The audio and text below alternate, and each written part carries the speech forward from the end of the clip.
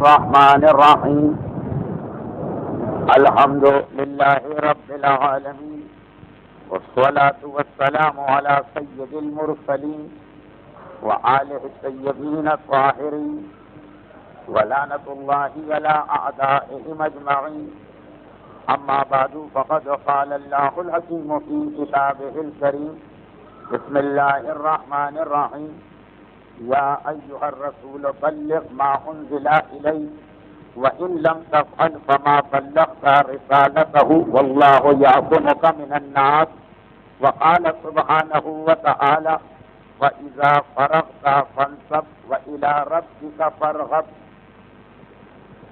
سورۃ ختم مرتبت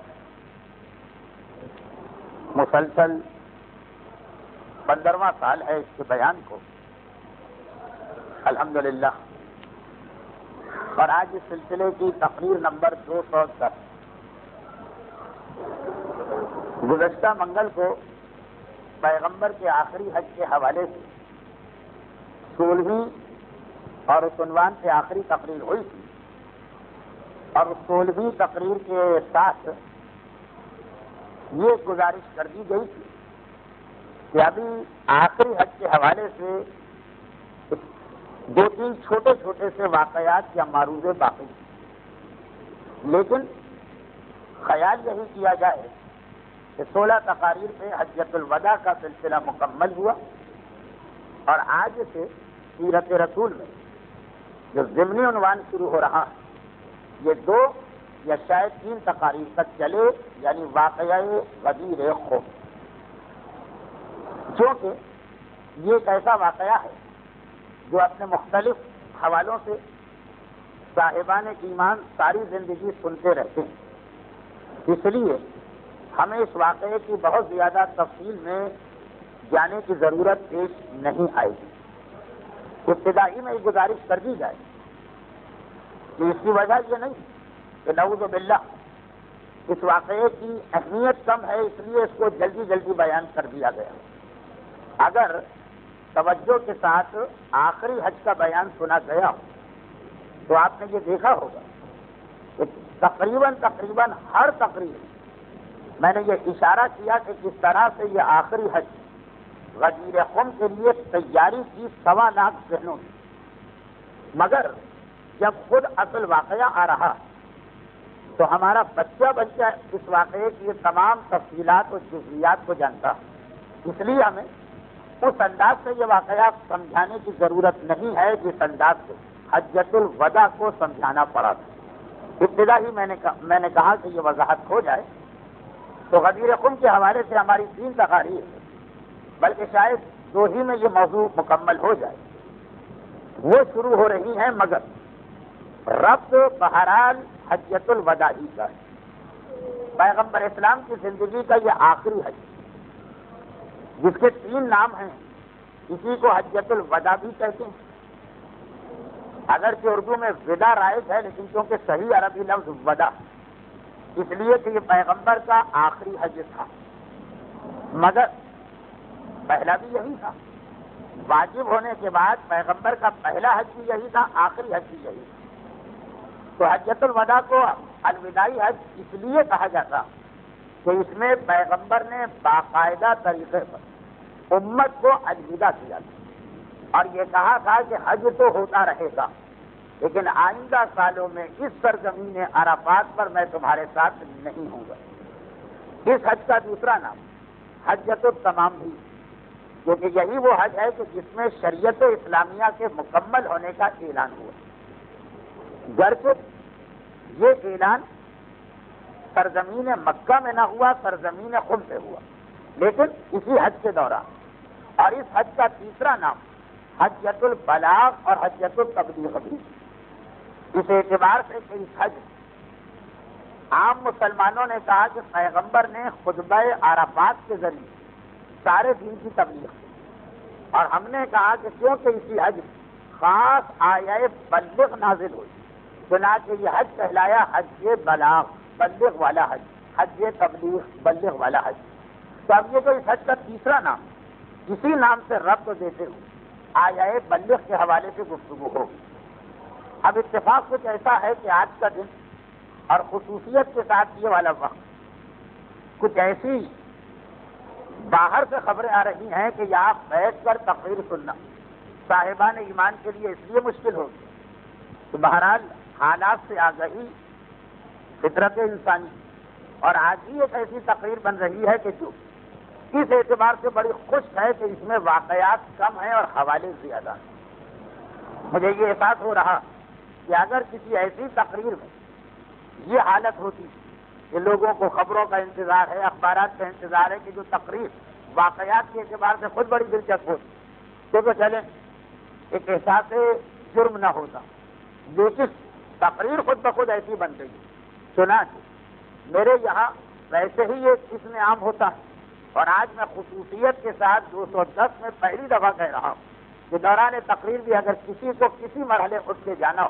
تو کوئی مسئلہ نہیں۔ میرے اعتبار سے آج کی تقریر وہ تقریر تھی جو مجھے اکیلے کسی کمرے میں ریکارڈ کر کے سلسلے میں شامل کر دینا چاہیے۔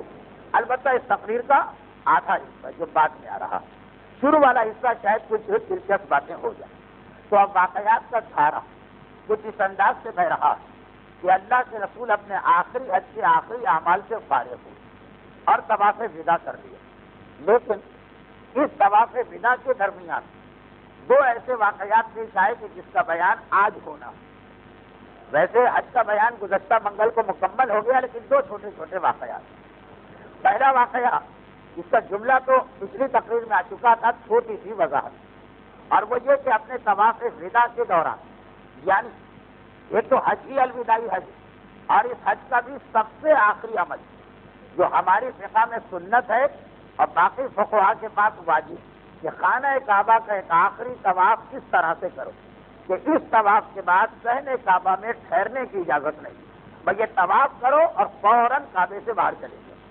تو اس الوداعی طواف پیغمبر خصوصی اہتمام اور انتظام کے ساتھ خانہ خدا کے اندر گئے، اور نہ صرف یہ کہ خود گئے بلکہ قیامت تک کے لیے سنت جاریہ بنا دیا اور فرمایا کہ جب کوئی آدمی خانہ کعبہ کو الوداع کہہ رہا ہو تو اس کے لیے سزاوار یہ کہ پہلے وہ خانہ کعبہ میں جائے اور اندر سے خانہ کعبہ کے چاروں کونوں دو دو رکعت نماز پڑھ کے یہ دعائیں مانگے۔ یہ نماز کا طریقہ اور دعائیں مانگنے کا طریقہ ہر مجتہد کی مناسک حج میں آپ کو آج بھی مل جائے گا، جبکہ آج خانہ کعبہ میں جانا فی الحال ممکن نہیں، مگر چوں پیغمبر کی یہ خواہش اور تمنا کہ آخری طواف سے پہلے خانہ کعبہ کے اندر جا کے چاروں کونوں میں اس طرح کی نماز پڑھو اور اس طرح کی دعا پڑھو اور پھر باہر نکل کے خانہ کعبہ کا طواف کرو اور 7واں چکر مکمل ہو 2 رکعت نماز پڑھ کے صحن کعبہ سے اتنا دور چلے جاؤ کہ خانہ کعبہ نظر آنا بند ہو جائے۔ اب یہاں سے یہ بھی مختصر طریقے سے گزشتہ منگل کو بات آ گئی، اتنی تفصیل میں نہیں گیا تھا، وقت نہیں تھا، لیکن مختصراً یہ بات آ گئی۔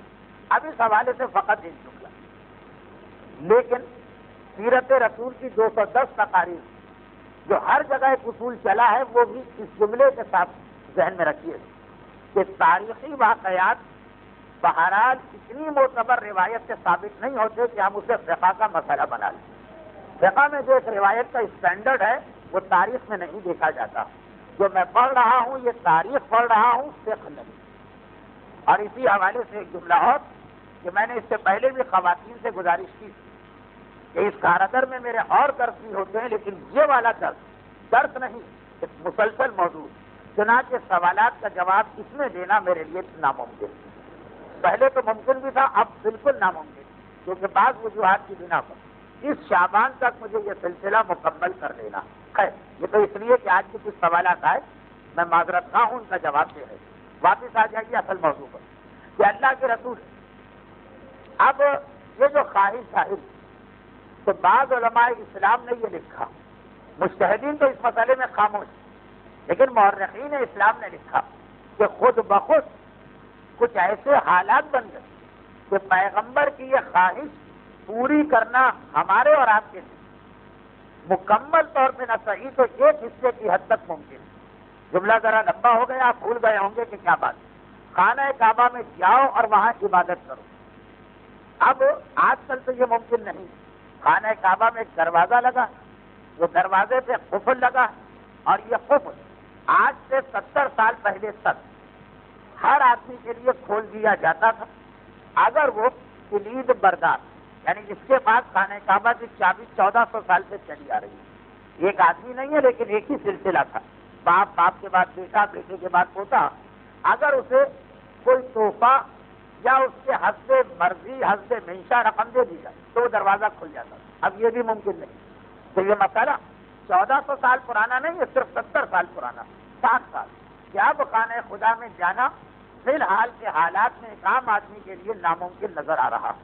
لیکن تاریخ خانہ کعبہ کے حوالے سے ایک روایت جو ہماری کتابوں میں بھی، اور اگرچہ آج علامہ ہلی کی تقلید نہیں ہو سکتی، لیکن بہرحال علامہ ہلی نے اس روایت کو معتبر سمجھ کے اس سے فتویٰ بھی دیا. وہ یہ کہ خانہ کعبہ کا ایک حصہ جو خانہ کعبہ میں شامل تھا وہ خانہ کعبہ سے باہر چلا گیا. جنہوں نے حج کے حوالے سے تقریریں یا کیسٹ سنے ان کے لیے تو پورا واقعہ واضح ہے، لیکن وقت نہیں ہے کہ میں اس واقعے کو دہراؤں.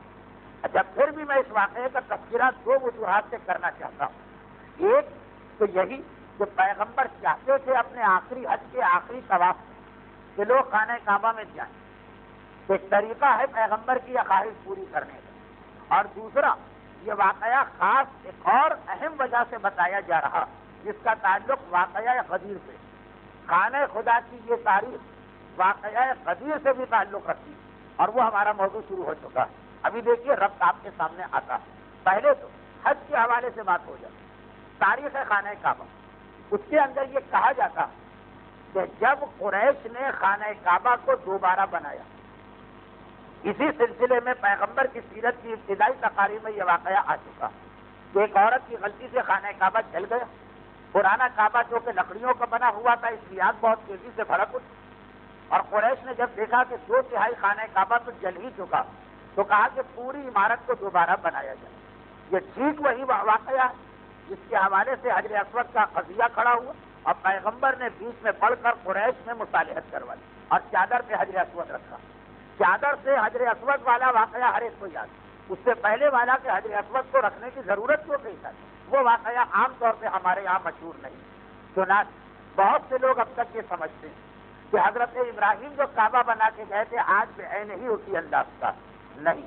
ایک تو قریش کے ہاتھوں سے یہ خانہ خدا دوبارہ بنا اور پھر حجاج ابن یوسف اور عبداللہ ابن زبیر کا مسئلہ ہے. تاریخ کعبہ نہیں پڑھ رہا ہوں، اتنا حصہ بھی صرف اس لیے یاد ہے کہ میری تقریر کے دونوں موضوعات سے اس کا تعلق حج کے واقعے سے بھی غدیر خم سے.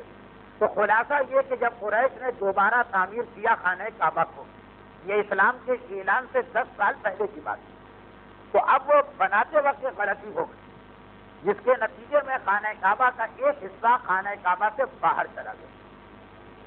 اب پھر یہ بات دوہرا دوں کہ ہمارے فراجی اور مجتہدین سے آپ یہ پوچھیں گے، کہیں گے کہ حدیث ضعیف ہے اس لیے ہم اس سے فتویٰ نہیں دے سکتے. علامہ ہلی نے حدیث کو معتبر مانا، لیکن باقی تمام مسلمان حالات ایسے ہیں کہ کچھ باتیں آج کل میں کھل کے نہیں کہہ پا رہا ہوں، لیکن آپ کی توجہ رہے تو پیغام پہنچ جائے گا. لیکن باقی تمام مسلمان اس بات پر متفق ہیں کہ خانہ کعبہ کا ایک حصہ خانہ کعبہ سے باہر. یہ جملہ یاد رکھیے گا. اور اس لیے متفق ہونا پڑے کہ روایت صحیح مسلم کے اندر ہے جس کی ہر روایت صحیح. تو صحیح مسلم میں یہ روایت ہے کہ خانہ کعبہ کا ایک حصہ باہر. میں اتنا زور اس لیے دے رہا ہوں کہ صحیح مسلم کی روایت سے ربط ملے گا غدیر خم کا. لیکن پہلے ہم اپنے یہاں کی روایت سے پہلے مسئلے کو حل کریں. تو ہمارے یہاں بھی ایک روایت کہ خانہ کعبہ کا ایک حصہ خانہ کعبہ سے باہر ہو گئی. اور یہ ٹھیک وہ حصہ ہے کہ جہاں سے سونے کا پرنالہ لگا، اس کے نیچے والا علاقہ اور اس کے فوراً بعد جو ایک گول دیوار ہے اس گول دیوار والا علاقہ. اب یہ تو جو کچھ ہوا قریش کی غلطیوں کے نتیجے میں ہوا. اسلام کے بعد 2 مرتبہ خانہ کعبہ توڑ کے دوبارہ بنایا گیا، لیکن پیغمبر کی زندگی میں نہیں، پیغمبر کے 50 سال کربلا کے بعد. تو جب کربلا کے بعد خانہ کعبہ توڑا گیا تو اسے بنایا گیا پرانے حساب سے، جس میں یہ باہر والی زمین خانہ کعبہ میں ملا دی گئی. جو لوگ خانہ کعبہ کی زیارت کر چکے ہیں ان کو صرف ایک جملہ عرض کرنا ہے ان کے لیے. باقی لوگ تھوڑا سا ویسے ہی الجھ رہے ہوں گے، مزید الجھیں. وہ کہ جب آپ خانہ خدا کی زیارت کے لیے جاتے ہیں، چاہے حج کے عنوان سے جائیں چاہے عمرے، تو شاید آپ کے ذہن میں سوال پیدا ہو، جو نہیں گئے ان کے ذہن میں یہ سوال بھی نہیں آئے، جو گئے ان کے ذہن میں سوال شاید پیدا ہو۔ اور اگر یہ سوال ذہن میں آ رہا تو اس کا جواب اب تک کی تاریخ خانہ کعبہ میں چھپا ہوا ہے۔ وہ کیا سوال پیدا ہو کہ بھئی خانہ کعبہ کے اس وقت 4 کونے، 2 کونوں کو تو چومنے اور چھونے اور دعا مانگنے کی بڑی فضیلت، ایک وہ کونا جہاں حجر اسود لگا، ایک اس سے پہلے والا کونا جہاں بھی خلاف کعبہ کٹا ہوا، بلکہ اس انداز سے کٹا ہوا کہ نیا آدمی تو اس کو حجر اسود سمجھ لیتا ہے۔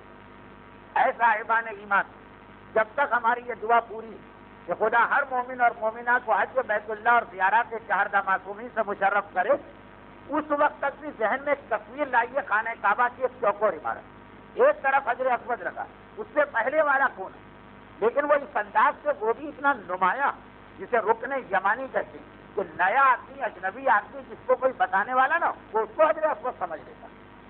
لیکن میرا اصلی سوال اس کے بعد کہ 4 کونے ہیں خانہ کعبہ، 2 کونوں کی تو اتنی اہمیت اور تاکید کہ ہر آدمی اس کو بوسہ دینے جاتا، یہاں تک کہ اکثر مسلمان جس میں ہم لوگ بھی شامل ہیں، مسلمان ہیں الحمدللہ، اکثر مسلمان ان 2 کونوں کو بوسہ دیتے ہوئے اپنا طواف غلط کر لیتے ہیں، اپنا عمرہ غلط کر لیتے ہیں، اپنا حج غلط کر لیتے ہیں۔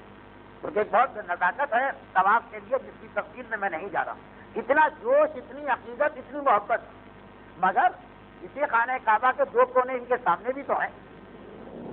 اب عقیدت اور احترام میں لوگ چلے جائیں، لیکن نہ تو آپ نے عالم اسلام کو دیکھا ہوگا کہ باقی 2 کونوں پر اس طرح ٹوٹ کے جائے جیسے پہلے 2 کونوں پر، نہ کسی کتاب میں پڑھا ہوگا۔ یہاں تک مستحبات والے جو کتاب کے لکھے گا اس میں بھی آپ کو یہ نہیں ملے، لیکن یعنی مستحبات والے کتاب کے جس میں ضعیف حدیثیں آتی ہیں۔ سوال بھائی خانہ کعبہ ایک خانہ کعبہ چوکور عمارت، حجر اسود کو اہمیت دی جاتی تو سمجھ میں آ جاتا اس پتھر کی اہمیت، مگر نہیں کہا 4 میں سے 2 کونوں کو بوسہ دو، 2 کے بارے میں روایتیں کیوں؟ وجہ ایک وجہ یہ بھی ہے جو ابھی میں بتا رہا ہوں، وہ یہ ہے کہ خانہ کعبہ چوکور عمارت ہی نہیں، خانہ کعبہ میں صرف 2 کونے، یہ جو آج باقی 2 کونے نظر آ رہے ہیں یہ ایک مجبوری کی وجہ سے۔ خانہ کعبہ ایک عجیب اسٹرکچر یا ایک عجیب نقشے کے مطابق بنائی گئی، جو اصلی خانہ کعبہ جو حضرت آدم نے بنایا، حضرت ابراہیم نے اس کو دوبارہ تعمیر کیا اور ہمارا امام آ کے اس کو تیسری مرتبہ اپنی صحیح بنیادوں سے بنائی۔ اس خانہ کعبہ میں 4 کونے، 2 کونے، چوکور عمارت ہے اور 2 کونے ہو، یہ کیسے ممکن؟ بس تصویر اگر سامنے ہو تو سمجھ جائیے، اور جو خود دیکھ کر آئے وہ سمجھ جائیے کہ وہ جو گول دیوار ہے اگر خانہ کعبہ کو بڑھا کے اس سے ملا لیا جائے تو خانہ کعبہ کی شکل یہ بنے گی کہ جیسے انگریزی کا حرف یو لیجیے اور جہاں اوپر سے کھلا ہے اس کو بھی بند کر دیجیے۔ اب جو شکل بنے گی، یا گھوڑے کی نال اگر ایک جو کھلا حصہ ہے وہاں سے اس کو بند کر دیا جائے، یعنی خانہ کعبہ کو اگر اٹھا کے رکھ دیا جائے تو اس کی وہ شکل ہوگی جو محراب کی ہوگی۔ محراب انگریزی کا حرف یوں یا گھوڑے کی نال، اس کو بند کر دیا، 2 کونے رہیں گے، تیسرا چوتھا کونے ختم ہو جائے گا، وہاں گولا ہی آ جائے گی۔ خیر، میں اس وقت تاریخ خانہ کعبہ نہیں پڑھ رہا ہوں، پھر بھی اتنا زور کیوں دے رہا ہوں؟ اس لیے کہ اس کا غزیہ خم سے بہت گہرا تعلق۔ ابھی دیکھیے کیا تعلق، اسی تعلق کے لیے میں نے کہا کہ یہ جو کچھ اب تک میں نے کہا، ہمارے علماء میں سے تو چلے مجتہدین کے نزدیک یہ سب ضعیف حدیث ہے، عالم اسلام اس کو معتبر حدیث ماننے پہ مجبور، صحیح مسلم میں یہ حدیث۔ تو خلاصہ پہلی بات پوری ہو جائے کہ خانہ کعبہ کا وہ حصہ جو گول دیوار میں، وہ کعبے کا حصہ۔ قریش کی خانہ کعبہ بناتے وقت غلطی میں اس لیے کہہ رہا ہوں کہ تفصیل میں نہیں جانا چاہتا ہوں، وہ کوئی اور وجہ نہیں، غلطی کی وجہ سے حصہ کعبے سے باہر چلا گیا، لیکن اس کے نتیجے میں ہم کو ایک فائدہ ہو گیا، ہمارے لیے ایک سعادت بن گئی کہ اگر کبھی ایسا نظام آ جائے کہ کعبہ بند ہو، تالا لگا ہو، قفل لگا ہو، سربراہان مملکت کو جانے کی اجازت ہو، ہم غریب لوگوں کو خانہ کعبہ میں جانے کی اجازت نہ ہو، لیکن اس نظام کی وجہ سے ہم بھی خانہ کعبہ کے اندر جا کے بیٹھ سکتے ہیں۔ خانہ کعبہ دیواروں کا نام نہیں ہے، خانہ کعبہ اس جگہ کا نام کہ جس پر یہ دیواریں بنائی گئی۔ تاریخ کعبہ میں اور پیچھے جائیے، 25 ذی القعدہ شیدہ داخل، اللہ نے سب سے پہلے اتنی زمین بنائی جس پہ آج کعبہ، خالی زمین، کوئی دیوار نہیں، پھر اس کو پھیلا کے گولائی ملا کے دنیا مکمل کی، تو اصل فضیلت زمین کی. تو زمین کا ایک حصہ جو خانہ کعبہ کے اندر وہ آج باہر آ گیا. چنانچہ حکمران ہم کو خوش خوش روح یہ الفاظ جو وہاں آپ سنتے ہیں یہ کہہ کے خانہ کعبہ سے بھگاتے رہے، لیکن ہم کو خود ایک موقع ہے کہ سونے کے پرنارے کے نیچے جا کے کھڑے ہو جائیے. آپ خانہ کعبہ کے اندر کھڑے، گول دیوار کے اندر جا کے بیٹھ جائیے. عورتیں بھی وہاں نماز پڑھتی ہیں، مرد بھی نماز پڑھتے ہیں، گویا آپ خانہ کعبہ میں نماز پڑھ رہے ہیں. یہی چیز روضہ رسول کے حوالے سے بھی علماء بتاتے ہیں. مگر میرا موضوع جو کہ تاریخ حرمین نہیں یا تاریخ کعبہ و مسجد النبوی نہیں، سیرت رسول، اس لیے فقط اتنا حصہ پڑھ کے اپنی بات کو ختم کر رہا ہوں جو اس وقت سیرت سے براہ راست تعلق رکھتا. ورنہ یہی چیز مدینے کے حوالے سے کہ وہاں بھی ہمیں اور آپ کو خوش قسمتی روضہ رسول میں جانے کا موقع مل جاتا، جبکہ بظاہر روضہ رسول چاروں طرف سے بند، خانہ خدا بظاہر چاروں طرف سے بند، لیکن ایک حصہ اس کا باہر نکل گئے. ہے تو وہ اصلی خانہ کعبہ، بل اتنا اصلی خانہ کعبہ کہ پیغمبر نے فتح مکہ کے دن اور آخری حج میں خانہ کعبہ کو دیکھا اور کہا افسوس، کاش میرے پاس موقع ہوتا کہ میں اس خانہ کعبہ کو جو اس وقت اس کو توڑ کر آگے بڑھا کر اتنا ویسا بناتا جیسے میرے دادا ابراہیم بنا کے گئے. لیکن کیا کروں، قریش ابھی نئے مسلمان ہوئے. صحیح مسلم کی حدیث پڑھ رہا ہوں، قریش ابھی نئے مسلمان ہوئے. اگر خانہ کعبہ ان کے سامنے ٹوٹنے لگا تو ایک نیا ہنگامہ، ایک نیا فساد، ایک نئی مخالفت کی لہر دوڑ جائے گی. اسلام دین حکمت، اور اس کے اندر یہ بہت اہم کہ ایک جزئی کام کے لیے ایسا نہ ہو کہ لوگ دوبارہ اسلام سے باہر چلے گئے، اسلام کو نقصان پہنچ جائے. بعض اوقات اسلام کے فائدے کی خاطر وہ دردناک مناظر دیکھ کر بھی صبر کرنا پڑتا ہے جو خانہ زہرا پہ پیش آتا. تو یہ مسئلہ ہے اسلام. بلکہ پیغمبر کی حدیث تو اتنی مشہور کہ جب ہمارا کوئی طالب علم حوزہ علمیہ میں تعلیم شروع کرتا تو 6 مہینے کے بعد یہ حدیث اس کو پڑھائی جاتی کہ حضرت عائشہ سے جو اس حج میں رسول کے ساتھ پیغمبر نے کہا کہ لولا قوم کی حدیث بالاسلام، اگر تمہاری قوم اسلام میں نئی نہ ہو لن ہدم تو میں خانہ کعبہ کو منہدم کر دیتا، توڑ دیتا. مگر نئے مسلمان خانہ کعبہ توڑیں گے تو بجائے اس سے کہ لوگ مقصد کو سمجھے اعتراض ہو جائے گا یہ کون وارث ہے ابراہیم آ گیا جو اپنے دادا کی یادگار کا خاتمہ کر رہا. دیکھیے اب میں اپنے خانہ کعبہ والے واقعے کو غدیر خم سے ملانے کی منزل پر آیا ہوں. یہ صحیح مسلم کی حدیث، اس حدیث نے یہ بتایا، اور یہ حدیث خاص آخری حدیث اس لیے کہ پیغمبر صرف 2 مرتبہ مکی آئے تھے ہجرت کے بعد. ایک فتح مکہ میں اس وقت حضرت عائشہ ساتھ نہیں، اور ایک آخری حج ہے جس میں حضرت عائشہ ساتھ تھی. اور یہ حدیث پیغمبر نے حضرت عائشہ سے ارشاد فرمائی، اس کا مقصد آخری حج کی حدیث. مگر اس سے کیا پتہ چلا؟ ایک اور چیز آپ کے ذہن میں آ رہی ہے کہ نہیں آ رہی؟ ضرور آ رہی ہوگی.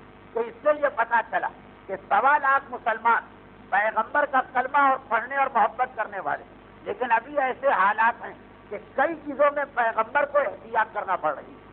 خانہ کعبہ بنانا چاہتے ہیں ابراہیم کے نقشے پر، جو کام انشاءاللہ پیغمبر کا آخری وارث و جانشین پورا کرے گا. لیکن پیغمبر کیا کہہ رہے ہیں کہ ابھی قریش کی وجہ سے ڈر لگ رہا ہے کہ اس خانہ کعبہ کو اگر میں نے بدل دیا اور صحیح بھی کر دیا تب بھی ہم برداشت نہیں کریں گے. اس لیے کہ بہت بڑا اعتراض ہم پر یہ کیا جاتا کہ یہ آپ کیا کہتے ہیں کہ واللہ یعصمک من الناس، کہ پیغمبر سے قرآن بار بار کہہ رہا کہ دیکھو من کنتو کا اعلان کرو، اور پیغمبر کے دل میں ایک خوف تھا میں اعلان کیسے کروں.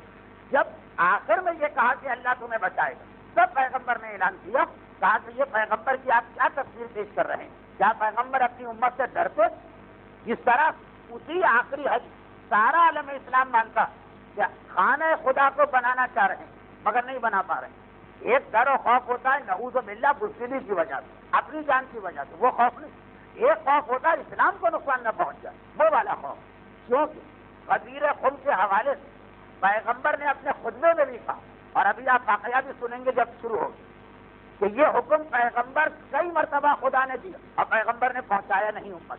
نعوذ باللہ تبلیغ میں کوتاہی نہیں ہے، تفصیل ابھی آ رہی ہے. مگر میں نے سوچا کہ پہلے ہی ہاتھ کے ہاتھ اس کا جواب ہو جائے کہ اسی آخری حج جہاں ولایت کے اعلان کو اس لیے مؤخر کیا جا رہا کہ خوف ہے مسلمانوں، اسی آخری حج میں خانہ خدا کے حوالے سے وہ حدیث آ گئی کہ جسے سب نے مانا.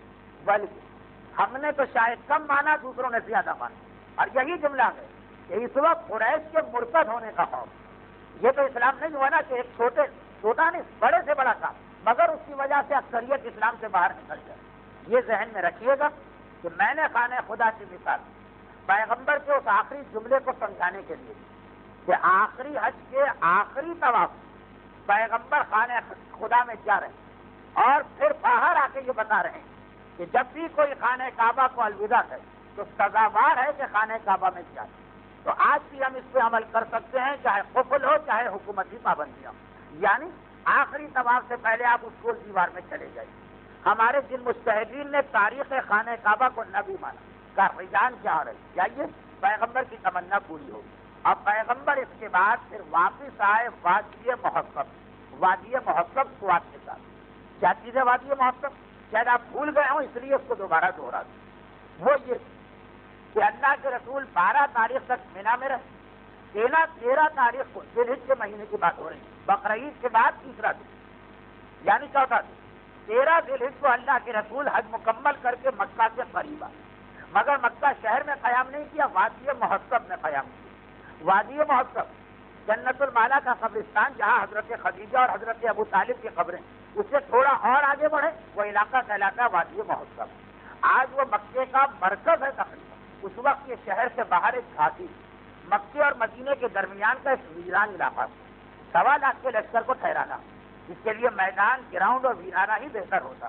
وہاں اللہ کے رسول 13 تاریخ کو رہے اور 13 کا دن گزر کے جو رات آ گئی تو پیغمبر الوداعی طواف کے لیے واپس مکے آئے اور الوداعی طواف کر کے پھر وہاں پہ پہنچے اور 14 ذی الحجہ سن 10 ہجری 14 ذی الحجہ سن 10 ہجری اللہ کا رسول پھر وہاں سے مکہ چھوڑ کے آگے بڑھ رہا۔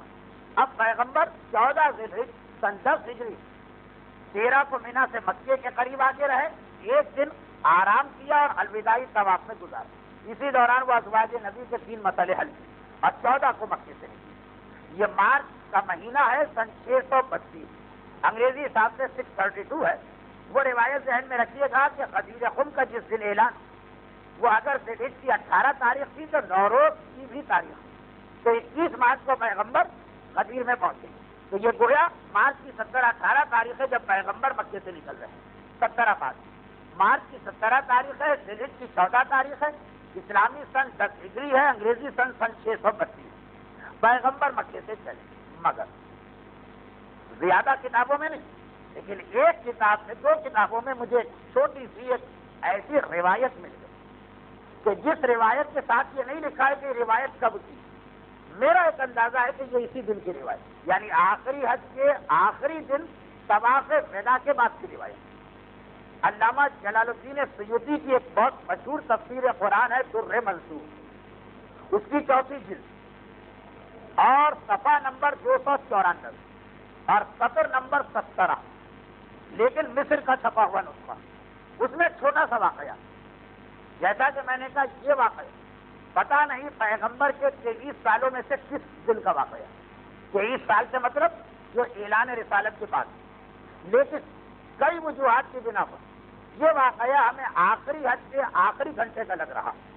وہ ابھی میں تھوڑا سا تذکرہ کروں گا، لیکن اس سے پہلے بھی عرض کر چکا کہ سیرت رسول کا یہ بیان کوئی بہت مناظرانہ یا تحقیقی بیان نہیں ہوتا ہے، صرف واقعات کا تذکرہ ہے، کہیں کہیں ہلکا سا اختلافی اشارہ کر دیا جاتا ہے۔ کیا لکھتے ہیں علامہ جلال الدین سیوطی؟ دیکھیے اصل چیز تو سب نے لکھی مگر خاص اس انداز کہ اللہ کے رسول مکے کے باہر قیام کیے ہوئے ہیں۔ یہ صرف آخری حج میں ہم کو نظر آتا ہے کہ پیغمبر نے اپنا خیمہ مکے کے باہر لگایا، رات کی تاریکی میں خیمے سے باہر آئے اور کوہ قبیس مکے کے باہر کی ایک چھوٹی سی پہاڑی جو جنت المالا کے قبرستان کے پیچھے اس پہاڑی کے قریب گئے اور ایک بار بارگاہ الہی میں دعا کی۔ وہ وہی دعا جو آپ واقعہ تو ہر ایک جانتا ہے، کس نے نہیں سنا، کہا کہ اے پروردگار میں تجھ سے وہ دعا کرتا ہوں جو موسیٰ نبی نے دعا کی کہ رب اشرح لی صدری ویسر لی امری واحلل عقدۃ من لسانی واجعل لی وزیرا من اہلی۔ اے خدا میرے سینے کو کشادہ کر دے، معاملے کو میرے لیے آسان کر دے، میری زبان کی گرہ کھول دے، میرے اہل بیت میں سے میرا وزیر بنا۔ یہ دعا کر کے اللہ کا رسول واپس پلٹا اور اپنے خیمے میں آ گئے۔ یہاں تک علامہ جلال الدین سیوطی نے در منصور کی 34 جلد کے صفحہ 294 کی سطر 17 پہ لکھا. ذرا سی بات خوش ہو رہی ہے جب حوالے زیادہ آتے ہیں، لیکن جو اس میں 2-3 قرین ہیں. واقعہ تو ہر ایک کو پتا ہے کہ رسول نے یہ دعا مانگی تھی، مگر خاص آخری حج کے آخری دن مانگی. یہ 2-3 قرینوں سے پتا چلتا ہے. نمبر 1، پیغمبر کا خیمہ وادی محسب میں لگا، یہ صرف آخری حج میں ہوا. وہ رات کے اندھیرے میں پیغمبر کا کوہ صبح پر آنا، یہ صرف آخری حج کا واقعہ. اور پھر عبداللہ ابن عباس کا ایک جملہ، وہ در منصور میں نہیں ہے، وہ ریاض النظرہ میں ہے اسی واقعے کے آخر، وہ مزید تائید بنتا. عبداللہ ابن عباس وہ صحابی جو پیغمبر کے اعلان رسالت کے شروع والے زمانے میں پہلے ہی نہیں ہوئے، تو وہ تو سارے واقعات بتاتے ہیں آخری حج کے سمے ہو. وہ کہتے میں نے سنا یقول المنافق کہ جیسے ہی رسول کی دعا مکمل ہوئی ایک آواز آئی کہ جو کچھ تو نے مانگا ہے وہ سب تجھے عطا کر دیا گیا. عبداللہ ابن عباس کہتے سمے تو میں نے خود سنا. تو یہ تو فقط آخری حج ہے جس میں عبداللہ ابن عباس رسول کے ساتھ. تو خلاصہ یہ کہ غدیر خم کی مزید ایک تیاری. پیغمبر نے جتنے خطبے کیے وہ غدیر خم کی تیاری. پیغمبر نے جو خانہ خدا کے حوالے سے کہا کہ میں اس کو پرانے نقشے پہ نہیں بنا پا رہا ہوں، غدیر خم کا ایک تذکرہ. پیغمبر کی یہ دعا، یہ سب مکمل ہوا. یہ سب ایک 14 کا تذکرہ. چنانچہ پھر 14 کا دن نکلا اور یہ قافلہ ایک بار مکے سے باہر آئی. اب ایک پرانی روایت مکمل کرنا. پرانی روایت کا مقصد یہ کہ 17 تقریریں پہلے جب پیغمبر کے آخری حج کی پہلی تقریر شروع ہوئی، اس وقت میں نے ایک روایت پڑھی تھی اور آدھی پڑھی، اور یہ کہہ کے پڑھی تھی کہ میں آخری اس کو ابھی پڑھ رہا ہوں، آدھا اسے اس وقت پڑھوں گا جب پیغمبر کا حج مکمل ہو چکا ہوگا. 1.5 سال ہو گیا اس بات کو، اس لیے اس روایت کو مختصراً دوبارہ پورا کروں. اور وہ یہ کہ جیسے ہی سن 10 ہجری آیا اور حج کا مہینہ قریب آیا، یہ روایت شروع ہوتی ہے پیغمبر کے حج سے پہلے سے جب رسول مدینے میں، اور یہ روایت شیخ مفید نے لکھی، اور یہ روایت احتجاج کے اندر علامہ طبرسی نے لکھی، اور یہ روایت علامہ ہندی کے مقدس ترین استاد سید ابن طاؤس نے لکھی. لیکن ان سب نے روایت نقل کی ہے ہمارے 5ویں امام محمد باقر علیہ الصلوۃ والسلام. امام فرماتے ہیں کہ آخری سال ہے رسول کی زندگی کا 10 ہجری، 11 ہجری کے تو دوسرے ہی مہینے میں رسول کا انتقال ہو گیا. تو آخری سال ہے شوال یا ذوالقعدہ کا مہینہ، یعنی پیغمبر کے انتقال سے صرف 4 مہینے پہلے کی بات ہے کہ جبرائیل یہ پیغام لے کے بارگاہ الہی سے آئے کہ اے حبیب، تو نے سارا دین اس امت تک پہنچا دیا جس طرح سے میں نے تجھے حکم دیا، لیکن اب آخری 2 باتیں رہ گئی. اور یہ وہ 2 باتیں کہ میں نے ہر نبی کو پابند کیا کہ جب تک یہ 2 پیغام امت کو نہیں پہنچاؤ گے تم دنیا سے واپس نہیں آ سکتے.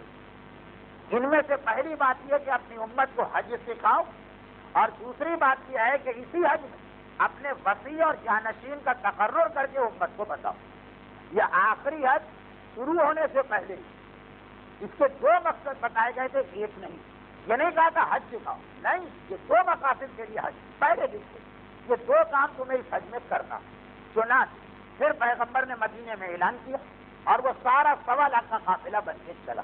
مگر جبرائیل یہ حکم تو لے کے آئے، پیغمبر نے امت کو ابھی پہلا ہی حصہ بتایا کہ ہم لوگ حج کے لیے جا رہے ہیں اور میں تمہیں حج سکھانا چاہتا ہوں. اور یہ قافلہ مکے آ گئے، وہ سارے مراحل طے ہو گئے جو 16 تقاریر میں آپ نے سنے. لیکن اب تک پیغمبر نے صراحت کے ساتھ کہیں پر دوسرا مقصد بیان نہیں. یہاں پر ایک بات میں عرض کر دوں، یہ میں نے 16 تقاریر پہلے بھی کہی، دوبارہ دوہرا دوں. اسلام نے ساری امت کو ایک نقطے پہ جمع کرنے کے لیے 3 چیزیں ہمارے حوالے کی. ایک کا نام ہے قرآن، ایک کا نام ہے خانہ کعبہ، ایک کا نام ہے اہل بیت رسالت. چنانچہ اس حدیث کے اندر حج اور اہل بیت کا تذکرہ ہو. حدیث ثقلین جو غدیر خم میں رسول نے ارشاد فرمائی، وہاں پہ قرآن اور اہل بیت کا تذکرہ ہو. اہل بیت اس حدیث میں بھی ہے، اہل بیت اس حدیث میں بھی. مگر امت نے باقی 2 چیزیں تو یقیناً دی. عالم اسلام میں 72 فرقے ہوں. میں آپ کی معلومات کے لیے ایک بات عرض کر دوں، یہودیوں میں اس وقت 450 فرقے ہیں اور عیسائیوں میں اس وقت 3000 فرقے ہیں. یعنی یہ مسئلہ خالی مسلمانوں کا نہیں. آپ کہیں گے رسول نے تو کہا تھا عیسائیوں میں یہودیوں میں 71 ہوں گے اور عیسائیوں میں 72 ہوں گے. وہ ایک خاص اس کا پس منظر ہے، لیکن فرقے کے اندر پھر فرقے بنتے ہیں. عیسائیوں کے فرقوں پہ کتاب عیسائیوں نے چھاپی ہے جس میں 3000 فرقے لکھے ہیں اپنے. خیر تو عالم اسلام میں کتنے ہی فرقے کیوں نہ ہو، قرآن پر ابھی سب متفق ہے الحمدللہ، خانہ کعبہ پہ ابھی سب متفق ہے الحمدللہ. مگر 3 چیزیں امت کو متفق کرنے کے لیے رکھی گئی، اور ان 3 میں اہل بیت کی اہمیت اس لیے زیادہ کہ وہ حج کے ساتھ بھی بیان ہو رہا ہے اور ساتھ میں قرآن کے ساتھ. وَاعْتَصِمُوا بِحَبْلِ اللَّهِ، اللہ کی رسی پکڑ لو، رسی یہی اہل بیت. اچھا، اور شہزادی نے اپنے خطبے میں جہاں اسلام کے احکامات کا تذکرہ کیا وہاں بھی یہی تو فرمایا وَجَعَلَهُ اللَّهُ، اللہ نے فلاں چیز واجب کی. اس میں کہا وَالْحَجَّ تَشْدِيدًا لِلدِّينِ، حج کو قرار دیا ہے دین کی طاقت. حج ایک طاقت بن واقعاً 20 لاکھ 25 لاکھ مسلمانوں کا مجمع جو یہ ثابت کر رہا ہے کہ وہ میدان جنگ میں جانے کے قابل ہے. میدان سے آدمی بھاگتا ہے جب عیاشیوں کا عادی ہو جائے، ایئر کنڈیشن کمروں کا عادی ہو جائے، بہترین خوشبو کا عادی ہو جائے. حج تو یہ ہے کہ نہیں، ہر چیز تو شہزادی نے کہا حج اس لیے واجب کیا گیا کہ تشدیداً للدین، خطبہ زہرا کا پہلا حصہ دین کو ایک طاقت ہے. وَطَاعَتَنَا نِظَامًا لِلْمِلَّةِ، اور ہماری اطاعت اس لیے واجب کی گئی کہ ملت کا ایک نظام بنے، یہ قوم ایک ڈسپلن میں آ جائے، آرگنائزیشن کی شکل اختیار کر جائے. وَإِمَامَتُنَا أَمَانًا لِلْفُرْقَةِ، اور ہماری امامت اس لیے واجب کی گئی تاکہ فرقہ بندی سے اس امت کو نجات ملے. أَمَانًا لِلْفُرْقَةِ، تو یہ آخری حج اور اس کے فوراً بعد نظام امامت. پیغمبر دنیا سے جاتے جاتے یہ چاہ رہے ہیں کہ ان کے ماننے والے ایک مرکز پہ جمع رہیں. یہی وجہ کہ مولا کے فضائل میں بھی وہ حدیث آتی ہے یا علی مسئلوں کا مثل القرآن، اے علی تیری مثال قرآن جیسی، یا علی مسئلوں کا مثل الکعبہ، تیری مثال کعبہ جیسی، کہ وہ ذات اور وہ گروہ تاکہ تفرقہ نہ ہو. یہ اس روایت میں آپ نے سنا. اب سنیے اس روایت کا آخری حصہ. پیغمبر نکلے حج کے لیے، اس کے بعد روایت میں کیا تفصیل ہے جو آپ نے 16 تقریروں میں سنی کہ یہاں گئے، یہاں احرام پہنا، یہاں نماز پڑھی، مکے میں آئے. پھر آخری حصہ ہے کہ اب پیغمبر جب حج کر رہے ہیں تو دوران حج یہ جملے بہت احتیاط سے آپ کو سننا، اس لیے کہ شاید میں انداز بیان میں ذرا سا الفاظ کا صحیح انتخاب نہ کروں توہین رسالت آ جائے. تو ذہن میں رکھیے گا کہ توہین مقصود نہیں، شاید انداز بیان کوتا ہو جائے، ناقص ہو جائے. وہ یہ کیا پیغمبر حج کر رہے ہیں، حج کرتے کرتے وہ خطبے دے رہے ہیں کہ جو ہر مسلمان کے ذہن میں سوالیہ نشان پیدا کر رہا. میں تفصیل میں نہیں جاؤں گا، یہ تو تکرار ہو جائے. یہاں تک کہ عرفات میں پہنچے. عرفات مدینے سے مسجد شجرہ گئے، مسجد شجرہ سے مقام صرف گئے، وہاں سے مکے آئے، مکے سے خانہ کعبہ گئے، وہاں احرام کچھ نے اتارا کچھ نے پہنا، پھر عرفات پہنچے. خطبہ عرفات دے دیا.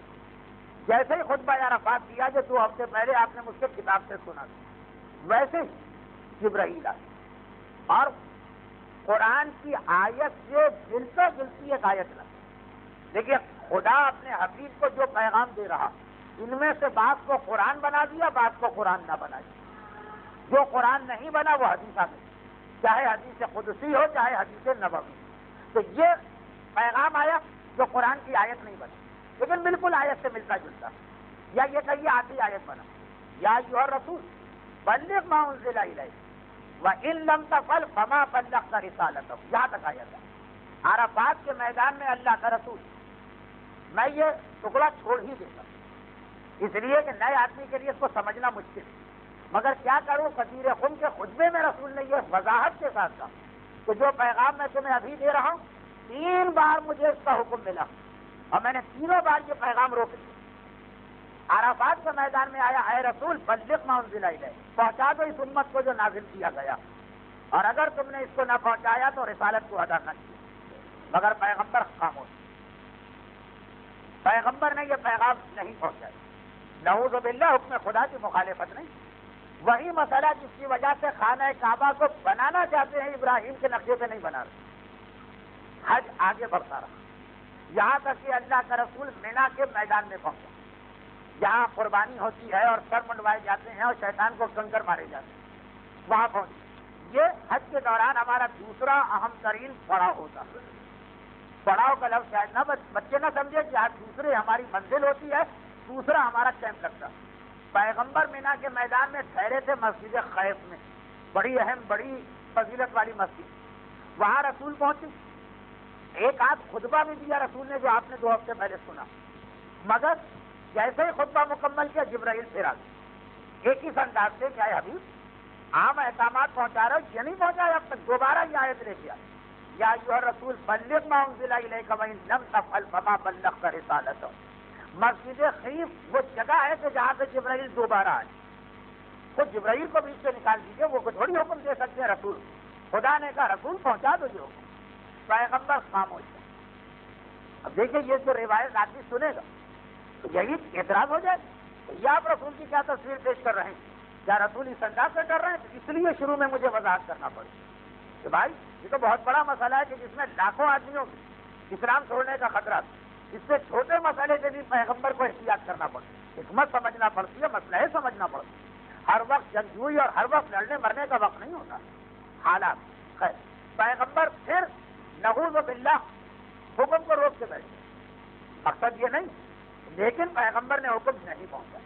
اور میں بار بار عرض کر رہا ہوں کہ یہ واقعہ اگر میں نہ بھی پڑھتا تو کیا نقصان, شاید کسی نئے آدمی کے ذہن میں ایک اعتراض بھی پیدا نہ ہوتا. لیکن کیا کروں, خطبہ خطیر اگر آپ سنیں گے تو پیغمبر نے 3 بار اس میں یہ کہا, چنانچہ مجھے بیان کرنا پڑا. پھر اللہ کا رسول جب پورا حج مکمل کر کے آخر میں وادی محسب میں خیمہ لگا کے بیٹھا, جہاں سے مکہ چھوڑنا, پھر جبرائیل آ گیا, یا ایھا الرسول بلغ ما انزل الیک وان لم تفعل فما بلغت رسالتہ. ابھی بھی پہنچا دو یہ حکم. پیغمبر پھر خاموش ہے. وہ 18 سے گئی غدیر خم کا میدان تھا جب چوتھی بار یہ آیت نازل ہوئی, لیکن اس آیت میں اور پہلی 3 مرتبہ کی آیت میں ایک فرق ہو گیا. چوتھی مرتبہ جب یہ آیت آئی تو ٹکڑا پڑ گئے, اور اس پڑے ہوئے ٹکڑے کی وجہ سے پیغمبر پہلی 3 مرتبہ جس چیز کو روک لیا, چوتھی مرتبہ نہیں روکی. اور یہ ساری تفسیر خود خطبے میں بھی بتائی. مسئلہ یہ کہ خود رسول نے اس خطبے کو بتایا. وہ کیا تھا, جب غدیر کے موقع پہ, غدیر تو خیر مشہور ہے, عقل تو کہنا چاہیے جب خم میں پہنچے, جگہ کا نام تو خم, محلے کا نام علاقے کا, جب میدان خم میں پہنچے تو چوتھی مرتبہ جبرائیل آیت لے گیا, مگر ایک ٹکڑا پھنس گئے. یا ایھا الرسول بلغ ما انزل الیک وان لم تفعل فما بلغت رسالتہ واللہ یعصمک من الناس. چوتھی بار جو آیت آئی ہے ٹکڑے کے ساتھ, یا حبیب, اور یاد رکھو کہ اللہ تمہیں سارے انسانوں سے بچائے گا. اس مت ایک تو معصوم ہونے کے معنوں میں آتا ہے, وہ بھی یہی معنی گناہوں سے بچنا, اور ایک یا انسانوں. جب چوتھی مرتبہ اس یقین دہانی کے ساتھ یہ آیت آئی تب پھر پیغمبر نے نہ صرف یہ کہ قافلہ روکا, بلکہ یہ وضاحت بھی کی کہ 3 مرتبہ میں نے یہ حکم کیوں روکا تھا, چوتھی مرتبہ کیوں میں پہنچا رہا ہوں. مگر اس وضاحت کو سمجھنے کے لیے آپ کو پورا خطبہ سننا پڑے. سیرت رسول میں شروع سے جو میں نے سلسلہ رکھا, خطبے نہیں پڑھتا, واقعات پڑھتا تھا, اس لیے کہ خطبے تو طولانی بھی ہوتے, لفظ بلفظ زبانی تو کسی کو یاد نہیں ہوتے, اور ذرا سا وہ کتابی لگتے ہیں کہ بھائی یہ تو کتاب میں بھی پڑھا جا سکتا. مگر جب آخری حج کا تذکرہ آیا تو اس میں نے ہر خطبہ پڑھا. خطبہ غدیر خم بھی مجھے پورا پڑھنا, پورا نہ صحیح تو اس کا 2/3 حصہ. اس کی وجہ کیا, ابھی تک تو بات ہو رہی تھی غیروں کی, اب سنیے ذرا, آپ سے بات کر لیجیے. اس کی وجہ کیا, اس کی وجہ یہ کہ اگر میں یہ غلط کہہ رہا ہوں تو خدا مجھے اس غلط بیانی پہ معاف کرے, لیکن میرا ایک اندازہ ہے کہ غدیر خم کا اعلان جو آخری حج کا اہم ترین مقصد بن کے آیا, آخر حج سے زیادہ اہم مقصد بن کے آیا, اور ہمارا ہر سانس غدیری سانس, ہم جیتے ہیں غدیر کے نام پر, اور ہم دشمنوں کے تمام مظالم کا ہدف بنتے ہیں فقط غدیر کی وجہ سے. اگر یہ اعلان غدیر ہم واپس لے لیں, نکال دیں اپنے عقیدے میں, تو پھر کوئی ہم سے دشمنی نہیں کرے گا, کوئی ہمیں مارنے نہیں آئے گا. مگر میں اپنا اندازہ کر رہا ہوں, مجھے اندازہ یہ ہے کہ 99% مومنین نے بھی خطبہ غدیر زندگی میں کبھی نہ پڑھا نہ کبھی سنا. بلکہ مجھے تو کبھی ایسا اندازہ ہو کہ مومنین کو یہ بھی نہیں پتا کہ کوئی خطبہ بھی پورا دیا گیا. لوگ سمجھتے ہیں 2 یا 3 جملے رسول نے کہے. اکثر لوگوں کے ذہن میں کہ بس یہ ہوا ہوگا کہ رسول نے مولا کو اٹھایا ہوگا، من کنت مولا فہذ علی مولا اللہم والی من والا وآت من آدا، یہ کہا ہوگا اور ختم۔ پڑھنا تو دور کی بات، میرا اندازہ یہ ہے کہ بہتوں کو یہی پتا نہیں کہ کوئی خطبہ دیا گیا، اور بڑا طولانی خطبہ، اتنا طولانی خطبہ کہ اس سیرت رسول میں میں نے اب تک 4 خطبے پڑھے، ایک تبوک کا خطبہ، ایک حجۃ الوداع کا خطبہ، اور 2 آخری زمانے کے نشانے۔ ان 4 خطبوں سے زیادہ طویل غدیر کا خطبہ۔ اب اس کے دیکھیے اس کا نتیجہ کیا نکلا کہ اکثر کو تو پتہ ہی نہیں کہ کوئی خطبہ دیا گیا، سمجھتے ہیں بس من کن تو مولا سے بات شروع ہوئی، اللہم والی من والا وآت من آدا سے ختم ہو گئی بات۔ اور جن تھوڑوں کو پتہ بھی تو پورا خطبہ پڑھنے کی زحمت کوئی برداشت نہیں کرتا، جس کے نتیجے میں ایک خرابی پیدا ہو۔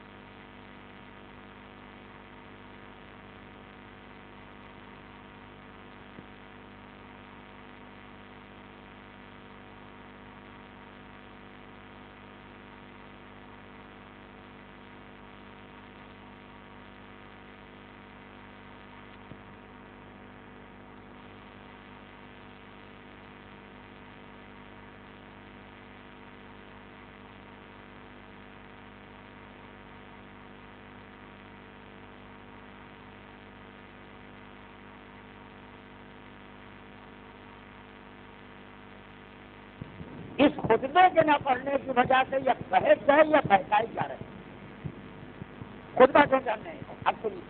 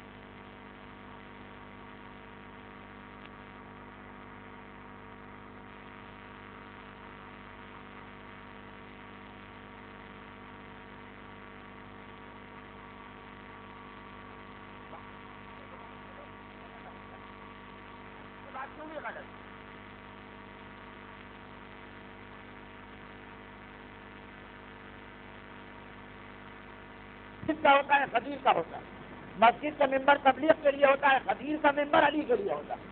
اب دیکھیے جملے ذرا خاص انداز سے کہہ رہا تو مجمع بھی کیسا اچھل جائے سوائے خاردر کے مجمع۔ لیکن عرض کرنے کا مقصد یہ کہ جو اتنی سنجیدہ بات ہو گئی کہ اکثر ہم لوگوں کے پاس مجلس میں یہ پرچے آتے ہیں کہ آپ بھول گئے کہ آپ خدیر کے ممبر سے بیٹھے، ایک ٹنگ بن گیا ہے، کاؤنٹنگ بن گئی ہے، ایک محاورہ بن گیا کہ جہاں کسی نے واجبات کی بات کی، جہاں کسی نے پردے کی بات کی، جہاں کسی نے حلال حرام کی بات کی، اس کو یاد دلایا جا رہا ہے کہ یہ مسجد کا ممبر نہیں ہے، یہ خدیر کا ممبر ہے۔ لیکن عوام بھی اس بات میں آ گئے، کہنے والے نے یہ بات کہی اور بڑی مشہور شخصیت ہے اور ایک دفعہ کہہ کے رکے نہیں، مسلسل یہ کہا جا رہا ہے، حتیٰ اپنی مجالس کی کتاب چھاپی تو اس نے بھی یہ جملہ ملا دیا۔ اب سمجھ میں نہیں آتا، اگر اتنا بڑا خطیب ممبر پہ جانے والا اس نے بھی خطبہ قدیر نہیں پڑھا تو اس سے زیادہ اس قوم کی بدقسمتی کیا ہوگی کہ جس غدیر پر ہمارے سارے دین کا حج دار و مدار ہو گئے، دین کے مبلغین وہ بھی وہ خطبہ نہ پڑھے،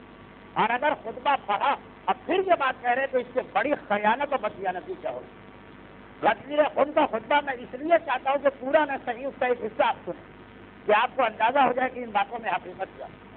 غدیر خود کا خطبہ اول کا آخر علی اور علی کے لیے اعلان ولایت، لیکن نہ صرف یہ کہ پیغمبر نے اس خطبے میں کہا فاقیم الصلاۃ وآتوا الزکوٰۃ کہ دیکھو نماز قائم کرتے رہنا، زکوٰۃ کو ترک نہ کرنا، حج کا تذکرہ کیا، اور سب سے اہم بات جو پیغمبر کے اکثر خطبات میں وہ بات نہیں ملتی کہ فقہ حاصل کرنا، فقہ جو اکثر خطبات میں براہ راست یہ بات نہیں ملتی۔ غدیر خود کے خطبے میں کہ حج کرو مگر ایسے ہی نہ کرو، فقہ چیز سے حج کرو۔ چند جملوں کے بعد ایک ہی خطبے میں چند جملوں کے بعد پیغمبر فرماتے ہیں وَإِنِّي أُجَدِّدُ لَكُمْ، دیکھو میں تمہارے لیے پیغام ریپیٹ کر رہا ہوں، تجدید کر رہا ہوں، دوہرا رہا ہوں، اقیموا الصلاۃ وآتوا الزکاۃ، نہ نماز چھوڑنا نہ زکات کو بلا دیں۔ غدیر خم کے اس خطبے جو اول تا آخر علی کا خطبہ، جو اول تا آخر اعلان ولایت، جو اول تا آخر فضیلت علی، مگر اس میں نہ صرف یہ کہ واجبات کا بیان ہے بلکہ تھوڑے ہی دیر کے بعد پیغمبر نے کہا پھر سن لو یہ لفظ کیسے تھا کہ اجت کے دو لفظوں، ایک بات مقرر دہراتا ہے کہ یہ نہیں کہتا ہے، پیغمبر خاص زور دے رہے ہیں کہ پھر یاد دلا دوں کہ غدیر کا مطلب نماز اور روزے کی معافی نہیں۔ اب سنیے وہ جملہ دوبارہ کہ جی یہ تبلیغات کسی اور منبر میں کیجیے، غدیر کے منبر پہ یہ باتیں نہیں ہونا چاہیے۔ خود غدیر کا اصلی منبر جو پیغمبر نے قوم کے میدان میں رکھا اس میں یہ ساری باتیں کہی اور کہا جا رہا ہے اس کا مطلب یا تو اس نے بھی کبھی غدیر کا خطبہ نہیں پڑھا، اور یا پھر یہ کہ جان بوجھ کے یہ سوچ کہ قوم نے نہیں پڑھا ہوگا اس لیے ان کو غلط بیانی کے ذریعے بہکا سکتے ہو، یہ نتیجہ نکلتا ہے۔ ایسا صاحبان ایمان غدیر کا خطبہ اس لیے بڑا اہم کہ ولایت علی کے اعلان کو جس انداز سے پیغمبر نے پیش کیا، خطیب و ذاکر سے فضائل علی سننا اور پیغمبر سے فضائل علی سننا اور، لیکن اس کے ساتھ جس طرح سے دوسرا پہلو بھی پیغمبر نے ساتھ ساتھ بتایا، خطبہ ختم نہیں کیا جب تک واجبات کا بیان نہ ہوا، کیونکہ یہ بات ممبر سے کہی جا رہی ہے، ایک بار نہیں کہی گئی، دو بار نہیں کہی گئی، تین بار نہیں کہی گئی، مسلسل، اس لیے مجھے اتنی سی بات آپ کے سامنے عرض کرنا پڑی۔ لیکن غدیر کے واقعے کے حوالے سے دو اور بڑی غلطیاں ہیں جو ہماری قوم میں موجود ہیں، لیکن انشاءاللہ اس کا بیان اب آئندہ تقریر میں ہوگا۔ آج میرا ارادہ اتنی لمبی تقریر کا نہیں تھا، کیونکہ تقریباً مصائب ختم ہوتے ہوتے پورے گھنٹے کی تقریر ہو جائے گی، حالات بھی ایسے نہیں ہیں اور کچھ ایسے ہمارے موجودہ واقعات بن گئے کہ ہر ایک کو تجسس و تشویش، پھر بھی یہ بات ہو گئی جس کے حوالے سے بس اتنا عرض کر تو اس میں ایک تو یہ بات آپ کے سامنے آ گئی کہ وہ مثال یاد رکھیے گا کہ اگر کوئی کہہ دے کہ یہ کیسا رسول آپ پیش کر رہے ہیں جو حکم خدا کو نہیں بیان کر پا رہا جب تک کہ خدا نے واللہ یعصمک کا من الناس نہیں کہا، تو کسی حد میں پیغمبر اس کی ایک اور مثال ہمیں دے دے تاکہ اس اعتراض کا ہم جواب دے سکیں۔ اور دوسری بات کہ جتنا غدیر کے واقعے غیروں نے لاپرواہی برتی، جان بوجھ کے اسے نظر انداز کیا، تو اتنا نہ صحیح لیکن تھوڑا حصہ صاحبان ایمان کا بھی کہ اتنے اہم واقعے سے غافل، جیسا کہ میں نے کہا ہر آدمی سے پوچھے تین ہی جملے کا ہے، جیسے خطبہ 150 سے زیادہ جملوں پہ مشتمل ہے، اس لیے ذرا پورا خطبہ اس لیے نہیں سنا سکتا کہ اس میں وقت بہت لگ جائے، لیکن اس کا ایک بہت ہی اہم حصہ علی کے حوالے سے بھی واجبات لے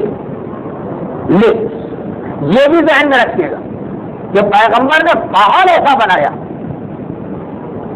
میں بہت عجیب جملہ کہنے جا رہا ہوں جس کی وضاحت بھی آج نہیں کروں، وہ خطبے جن میں سے خانہ کعبہ کا دروازہ پکڑ کے ارشاد فرمایا پیغمبر حج سے پہلے اور آخری زمانے کے حالات بتائے، ایک وہ خطبہ جو حج کے بعد ارشاد فرمایا اور روتے ہوئے ارشاد فرمایا اس میں بھی آخری زمانے کے حالات، ایک خطبہ جو عرفات کے میدان میں حجۃ الوداع کا خطبہ بنا، یہ سارے خطبے وہ تھے کہ جب لوگ سننے کو تیار تھے، حالات بھی ٹھیک تھے، موسم بھی اتنا سخت نہیں تھا، اسے تو رسول نے مختصر کر دیا، اور خاص یہ خم کے میدان میں جہاں حالات بھی ٹھیک نہیں، ایک دم آدھے راستے میں لوگوں کو روکا گیا، زمین اتنا چل رہی کہ لوگوں کو اپنی چادریں زمین پہ بچھا کے اس پہ بیٹھنا پڑا، سورج چمک رہا ہے، زمین تپ رہی ہے، جملہ یہ ہے کہ تانبے کی طرح گرم، ابو ذر کا جملہ یہ ہے کہ خم کی زمین اس دن اتنی گرم تھی جیسے تانبا گرم ہوتا ہے جب آگ سے نکالا ہے، اور اس میں رسول اتنا لمبا خطبہ دیا۔ ہم اور آپ تو ایسی بات کریں تو لوگ کہیں گے کہ یہ عجیب مقرر ہے جسے یہ بھی نہیں پتا کہ لائٹ چلی گئی، پنکھے چلے گئے، ایئر کنڈیشن چلے گئے، لوگ گرمی سے بلبلا رہے ہیں، تو جلدی سے مسائل پڑھ کے لوگوں کو فارغ کر، مگر اللہ کے رسول خاص ان حالات جب لوگ بے چین ہیں اتنا لمبا خطبہ دیا، بہت شدید گرمی، یعنی اس سے بڑھ کے جملہ کیا ہو سکتا ہے کہ ابو ذر جیسا سچا آدمی کہتے کہ تانبے کو اگر آگ سے نکالا جائے تو جتنا گرم ہوگا اتنی زمین خون اتنی گرم، مگر پیغمبر خطبہ دے رہا ہے، کیا گزر رہی ہوگی ان لوگوں کا؟ شاید یہ بھی ایک طریقہ ہوتا ہے کسی مسئلے کی اہمیت بتانے کا، لیکن اتنا اہم مسئلہ تانبے کی طرح گرم زمین پہ تمہیں کھڑا کیا، شاید یہ بھی ایک طریقہ ہو یہ بتانے کا کہ تانبے کی گرمی سے گھبرا رہے ہو، جہنم کی گرمی کیسے برداشت کرو گے اگر علی کو چھوڑ دی، شاید اور بھی اس میں حکمت ہے، مگر ایک اطمینان مسلمانوں کو ہوگا، وہ کیا وہ یہ کہ مر گئے ہم لوگ یہ تنے دارت، جو فارسی کا محاورہ، ایک آدمی دو آدمی مرے تو ماتم ہوتا، اور اگر پورا کا پورا گروہ مر جائے تو ماتم سے زیادہ جشن کی کیفیت بن جاتی ہے۔ 1 لاکھ 1.25 لاکھ مسلمان ایک دوسرے کو دیکھتے ہوں تو یہ اطمینان ہوگا نا کہ وہ گرمی میں چل رہا ہے تو سبھی چل رہا ہے۔ لیکن اگر کبھی ایسا کہ باقی سب لوگ تو ٹھاٹ اور عیش کے ساتھ شامیانوں میں بیٹھے، سائے میں کھڑے، درختوں کے نیچے، اور کائنات کا جو سب سے افضل شخص ہے اس کو جلتے سورج اور تپتی زمین پہ اکیلا چلایا جا رہا، آپ کے ذہن جس طرف گئے، شاید بازار کوفہ، شاید بازار شام، شاید راہ کوفہ شام، وہاں پہ میں آپ کو 2 منٹ بعد لاؤں گا۔ ابھی میں نے کچھ اور کہا، ابھی جو میں نے کہا یہ سوچ کے کہا کہ آج شب شہادت ہے، معتبر روایت تو یہی، اگرچہ ایک ضعیف روایت میں یہ شہادت جماعت اسلامی کی 26 تاریخ لکھی گئی، لیکن معتبر روایت یہ ہے کہ 3 رجب ہمارے 10ویں امام کی شہادت کی رات ہے۔ 3 رجب سن 254 ہجری وہ سال تھا جب متوکل عباسی کے دوسرے بیٹے موقف باللہ جو 2 سال سے 10ویں امام کو مختلف انداز سے مصائب اور مظالم کا نشانہ بنائے ہوئے، 252 ہجری میں وہ خلیفہ بنا، 2 سال تک امام مختلف مصائب برداشت کیے، 254 ہجری کی آج کی رات آئی تو زہر دے کے 10ویں امام کو شہید کیا۔ اور یہ اتنی بڑی شہادت کی خاندان اہل بیت کہ جب 11ویں امام نے نمایاں طور پر مجمع عام میں اپنے گریبان کو چاک کیا، ایک ایسی نئی بات تھی مجمع کے لیے کہ لوگ کیوں کہا فرزند رسول آپ کا صبر تو ضرب البصر، اور اس طرح سے آپ اپنے بابا کی میت سے گریبان چاک کر رہے ہیں۔ جواب دیا واہ ہے کچھ پر، یہ سنت انبیاء، ایسا بابا جس کا دنیا سے وقت ہوا۔ مگر 10ویں امام کی شہادت سے پہلے ایک واقعہ اور بتانا کہ 10واں امام ہماری تاریخ فقط ان 2 اماموں میں سے 2 ہی امام جنہیں اس مصیبت کا بھی سامنا کرنا پڑا جسے کہا جاتا ہے عزت کا امتحان۔ ایک ہوتا ہے مال کا امتحان، ایک ہوتا ہے جان کا امتحان، ایک ہوتا ہے اولاد کا امتحان، ایک ہوتا ہے حیات من الذلہ کہ کبھی اسلام کی خاطر آدمی کو عزت کا امتحان دینا پڑتا۔ متوکل عباسی وہ ظالم بادشاہ جس کے بیٹے نے زہر دے کے 10ویں کو بعد میں شہید کیا، پہلے تو باپ کے مظالم سنے، انتہائی گرم دن اعلان کرتا کہ کل میں سامرا کے بازاروں سے دوپہر کے وقت گزروں گا، سارے مرد زرق برق لباس پہن کے گھروں سے باہر آ جائیں، بے شک چھتری لگائیں، درخت کے سائے میں کھڑے ہو، عمارت کے سائے، لیکن مرد گھروں کے باہر آئیں، اور عورتیں زرق برق لباس پہن کے مکانات کی چھتوں پہ جا کے بیٹھیں، بے شک سائے کا انتظام یعنی شامیانہ لگا کے بیٹھیں، مگر جشن منانا۔ اور یہ جشن کس بات کا منانا؟ یہ جشن اس بات کا منانا کہ متوکل اپنی سواری پہ بیٹھے، سواری کے اوپر چھتری ہو، 2 غلام اس کے پیچھے کھڑے ہو کے پنکھا جل رہے ہیں، اور وہ حکم دے رہا ہے کہ میری سواری کے آگے آگے 10ویں امام کو ننگے پیر ننگے سر پیدل دوڑایا جائے۔ پیدل چلنے والا سواری کے پیچھے چلے پھر بھی بات کچھ اور، لیکن اگر آگے دوڑایا جائے سواری کی رفتار پیدل کی رفتار اور ننگے سر ننگے پیر، سارا سامرا یہ منظر بھی دیکھے، حکم یہ دیا گیا۔ راوی کہتا کہ اگلا دن آیا، ارے آسمان کیوں نہ پھٹ پڑا، ارے زمین پہ زلزلہ کیوں نہ آیا، جب ہم نے یہ منظر دیکھا کہ سارا شہر ظرف برق لباس پہنے سائے میں کھڑا، متوکل بے حیا اور ملعون گاؤں تکیے سے ٹیک لگائے اپنی سواری پہ بیٹھا، اور میرا 10واں امام ننگے سر ننگے پیر امامت کے منصب سے فائد آگے پیدل دوڑائے جا رہے ہیں۔ راوی کہتا ذرا میں قریب آیا تو میں نے صرف ایک جملہ سنا، امام زیر نب کہہ رہے ہیں کہ خدا کی بارگاہ میں میرا رتبہ ناقہ صالح سے تو کم نہیں ہو سکتا۔ یہ جملہ جب شام کو میں نے ایک عالم کو بتایا تو اس نے کہا یہ متوکل 3 دن میں مارا جائے گا، اس لیے کہ جنہوں نے ناقہ صالح پہ ظلم کیے تھے 3 دن میں واصل جہنم ہوئے۔ لیکن امتحان کتنا بڑا تھا۔ اب میں بہت ڈرتے ڈرتے آپ سے نہیں ڈر رہا، 10ویں امام سے ڈر رہا ہوں، ڈرتے ڈرتے ہاتھ جوڑ کے جملہ کہنا چاہتا ہوں، مولا میرے 10ویں امام آپ کی شہادت کا دن ہے، میں آپ کے مسائل کو کم نہیں کرنا چاہتا، لیکن مولا جملہ عرض کرنے کو دل چاہتا ہے، بڑا امتحان دیا، بلوہ عام کے اندر آپ کو ننگے سر ننگے پیر چڑھایا گیا، ظالم کی سواری کے آگے دوڑایا گیا، مگر مولا گستاخی نہ ہو تو اس مصیبت سے بڑی ایک مصیبت اور نظر آتی ہے، مولا کہیں گستاخی نہ ہو جائے، مجھے معاف کر دیجیے گا، آپ سواری کے آگے دوڑ رہے، ایک امام معصوم، ایک فرزند فاطمہ، ایک وارث رسول، لیکن مولا پھر بھی اکیلے جا رہے تھے نا۔ ایک تو ایسا بھی امام تھا جسے بلوہ عام میں لے جایا گیا، مگر وہ اکیلے نہیں ہے، ننگے سر بہنیں بھی ہیں، ننگے سر پھوپھیاں بھی ہیں، اور ساری زندگی کہتا ہے الشام الشام۔ خدا بندہ آج کی شب شہادت میرے 10ویں امام کے مصائب کا واسطہ، اور جن کے مصائب ہر ایک سے بڑھتے ہیں، حتیٰ یہ کہ خود معصومین سے بڑھتے ہیں، یعنی حسین و سید سجاد کے مصائب کا واسطہ، بانیان مجلس، حاضرین مجلس خصوصاً، اور کل مومنین اور مومنات کو دشمنان اہل بیت کے ہر شر اور ہر ظلم سے محفوظ فرما۔ خداوندہ ان مصائب کا واسطہ ہمیں دنیا اور آخرت کی ہر مصیبت سے محفوظ فرما۔ خداوندہ 11ویں امام کے سامنے ان کے مظلوم بابا کے لاشے کا واسطہ، آج جن جن مرحومین کے اشارے ثواب کی مجلس ہے، حاضرین و بانیان کے خاندان کے دیگر تمام مرحومین، کل اموات مومنین و مومنات خصوصاً حالیہ واقعات کے شہداء، ان سب کو اعلیٰ دین میں جوار اہل بیت سے ملحق فرما۔ خداوندہ اس پاک و پاکیزہ بابرکت ذکر رسالت کا واسطہ ہمیں پیغمبر کے اتباع اور پیروی کی توفیق عطا فرما۔ خداوندہ ان آنسوؤں کا واسطہ جو فرزندان فاطمہ یعنی 10ویں اور 4تھے امام کے غم میں مومنین کی آنکھوں سے جاری ہوئے، ان مومنین کی ساری حاجتیں اور دعائیں قبول فرما، اور ان مظالم کا انتقام کوئی نہیں لے سکتا بجز تیری آخری حجت کے، تو پروردگارا ان مظالم کا انتقام اور صاحبان ایمان کے جان مال اور اولاد کے تحفظ کے لیے اپنی آخری حجت وارث معصومین فرزند فاطمہ امام عصر و زمان کے ظہور میں تعجیل فرما۔ پہلا سورہ فاتحہ مرحومہ فاطمہ بائی بنت غلام حسین، جن کی آج برسی کی مسجد۔ بسم اللہ الرحمن الرحیم، الحمد للہ رب العالمین الرحمن الرحیم مالک یوم الدین، ایاک نعبد و ایاک نستعین، اهدنا الصراط المستقیم صراط الذین انعمت علیہم غیر المغضوب علیہم ولا الضالین۔